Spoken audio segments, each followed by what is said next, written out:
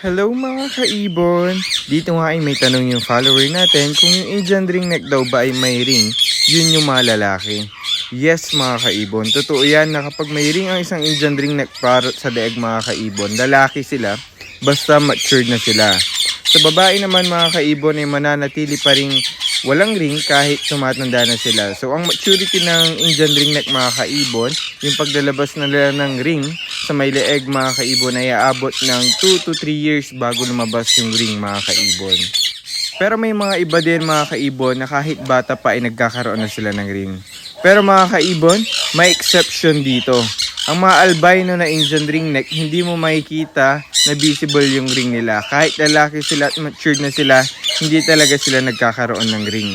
Kaya naman kaibon, kung gusto mong malaman kaagad yung gender ng alaga mo kahit bata pa yan mga kaibon, hindi mo na kailangan maghintay. Ang pinaka-reliable at pinaka-mabilis na gagawin mo ay magpa-DNA test ka mga kaibon.